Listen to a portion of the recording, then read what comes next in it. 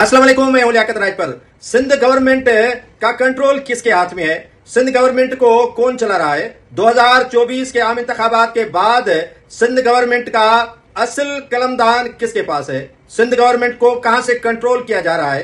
कराची के अंदर money laundering, जमीनों पर कब्जे और भी कई माफियाज किसकी कोख से जन्म ले रहे हैं और कितने ग्रुप्स यहां पर काम कर रहे हैं? अब अफसरान में क्यों भगदड़ मच गई है, खलबली क्यों मची है और सिस्टम को चलाने वाले अफसरान को अब क्यों मुअत्तल किया जा रहा है? मंशियात के खिलाफ एक्शन के बाद जमीनों पर काबिज उन मुलजमान, उन लैंड ग्रेबर्स और उनकी सरपरस्तों के खिलाफ किसके इमा पर यह कार्रवाई हो रही है? नेब कराची में आखिर क्यों अब मुतहरिक हुआ है? क्या वजूहात हैं? सदर आसिफ अली जरदारी के कितने ग्रुप यहाँ कराची में काम कर रहे थे? क्या सदर आसिफ अली जरदारी को इस बात का इल्म था या नहीं था? अदी फरियाल तालपुर को इस बात का इल्म था या नहीं था? उनके कौन से गैंग्स तैयार थे जो कराची के अंदर सभी माफियाज की सरपरस्ती कर रहे थे? अब सभी इन माफियाज से पीछे क्यों हट रहे हैं? क्या सिंध गवर्नमेंट का कंट्रोल किसी और के पास आ गया है? सिंध गवर्नमेंट का कंट्रोल कोई और संभाल कर चला रहा है? क्या वजीर आला सिंध बेबस है? क्या वुज़रा की नहीं चल रही है? क्या ब्यूरोक्रेसी के अंदर बेचैनी का आलम है? सनाटा और सिंध गवर्नमेंट जैसे गैर फाल और उनके अख्तियारात जैसे महदूद किए गए हों, जैसे सिंध के अंदर गवर्नर राज लागू किया गया हो, वो सारी सूरत हाल किस तरह और कैसे बनी है, आज इसी पर गुफ्तगू की जाएगी। सिंध के कैपिटल कराची में लैंड ग्रेबरों के 3 ग्रुप्स यहाँ काम कर रहे थे, जिनकी सरपरस्ती कोई और नहीं दस्ते रास्त सदर आसिफ अली जरदारी के कर रहे थे। सदर आसिफ अली जरदारी को शायद ये बात इल्म में थी या नहीं थी, डॉक्टर आसिम के ना के नीचे या उनकी सरपरस्ती में जो काम चल रहा था वो किसी से ढका छुपा नहीं है। अरबों रुपए की जमीन ज़ियाउद्दीन हॉस्पिटल से लेकर क्यामाड़ी तक, क्यामाड़ी से लेकर और भी कैसे ऐसे इलाके हैं जिसमें जो है वो डॉक्टर आसिम जो दस्ते रास्त है सदर आसिफ अली जरदारी के, ऐवान सदर में उनके लिए कमरा मखसूस है और ऐवान सदर में वो टहल पहल करते हैं, जो है वो हेडफोन कान में लगाकर जो है वो काफी जो है लुत्फ अंदोज हो रहे हैं। और वही डॉक्टर आसिम के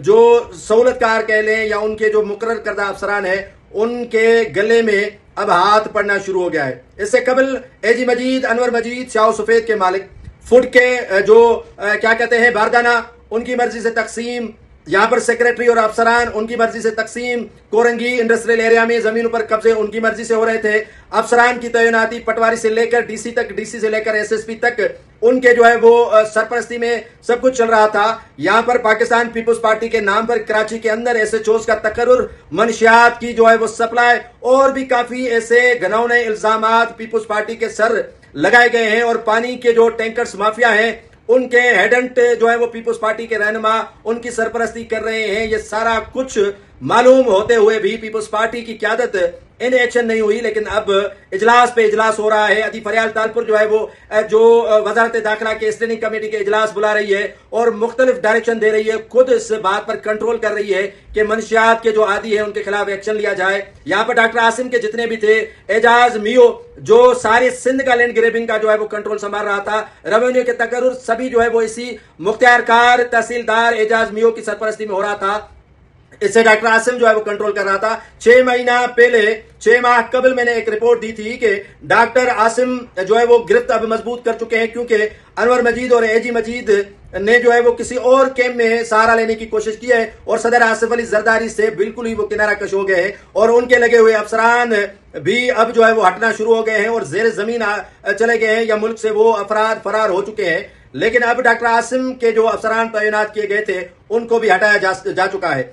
तीसरे नंबर पर थे जो है वो अली हसन ज़हरी, और अली हसन ज़हरी जिसको बलूचिस्तान में निशस्त देने की कोशिश की गई लेकिन वो भी अब उनके नसीब में नहीं रही। लेकिन क्यामाड़ी से लेकर जितने भी स्कीम्स 33 हैं और भी कई ऐसी जो सरकारी अमला, सरकारी जमीनें थी, उनका सरपरस्त उनको बनाया गया था। तो ये तीनों अगर अशखास का ताना बाना अगर ढूंढा जाए तो वो आसिफ अली जरदारी के साथ ही मिलता है। तो आसिफ अली जरदारी ने क्या अब उनसे हाथ खींच लिया है? क्या आसिफ अली जरदारी ने इनसे दूरियां जो है वो करना शुरू की है, जिसके बिना पर जो है वो नेब भी मुतहरिक हुआ है, इन अशखास के खिलाफ एंटी करप्शन भी मुतहरिक हुआ है और भी कई इदारे जो है वो इनके खिलाफ तहकीकात कर रहे हैं। और मलीर, गनाप और दीगर इलाकों में जो है वो पाकिस्तान पीपुल्स पार्टी की मरकजी क़यादत की सरपरस्ती में ये 3 धड़े जो लैंड ग्रेबिंग कर रहे थे, सरपरस्ती इन अफसरान को हासिल थी इनकी, अब उनके खिलाफ जो है वो सख्त एक्शन लिया जा रहा है। और दूसरी बात नाज़रीन ये है कि सिंध के अंदर पाकिस्तान पीपुल्स पार्टी के रहनुमाओं के माबेन इख्तलाफात शिद्दत अख्तियार कर गए हैं।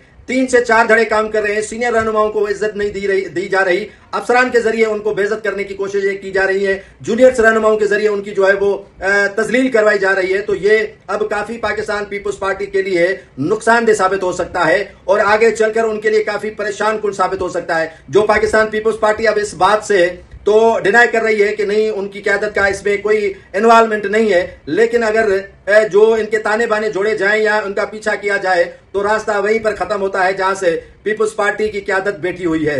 तो सिंध के अंदर काफी भूचाल सा मचा हुआ है। वजीर आला सिंध के दिन गिने जा रहे हैं। वजीर आला सिंध ने कोशिश की कि ओजेटी शेयर सिंध को दिलवा सके, लेकिन वहां से लाल झंडी इस्लामाबाद से उनको दिखाई गई कि आप अब ओजेटी शेयर के लिए और एनएफसी के जो मंद में जो हिस्से में आपके पैसे आते हैं उनको मांगने के लिए इस्लामाबाद का रुख मत करना। तो ये सूरत हाल अब सिंध गवर्नमेंट की बन चुकी है। जैसे ये आखिरी साल हो सिंध हुकूमत का बजट का और उसके बाद अल्लाह जाने कौन आए और सिंध को तकसीम करने की भी तरह तरह की बातें हो रही हैं, जिस पर रजामंदी भी बताई गई है कि आसिफ अली जरदारी ने रजामंदी दिखाई है। और इससे सूरत हाल को वकला, सिविल सोसाइटी और सिंध के बाशिंदे बड़ी गहरी नजर से देख रहे हैं। अगर पीपुल्स पार्टी ने ये काम कर दिया या कहीं से भी रजामंदी दिखाना शुरू कर दी तो तारीख पाकिस्तान पीपुल्स पार्टी को माफ करने में कभी भी जो है वो उनको ये तारीख माफ कर सकती है, हरगिज भी नहीं।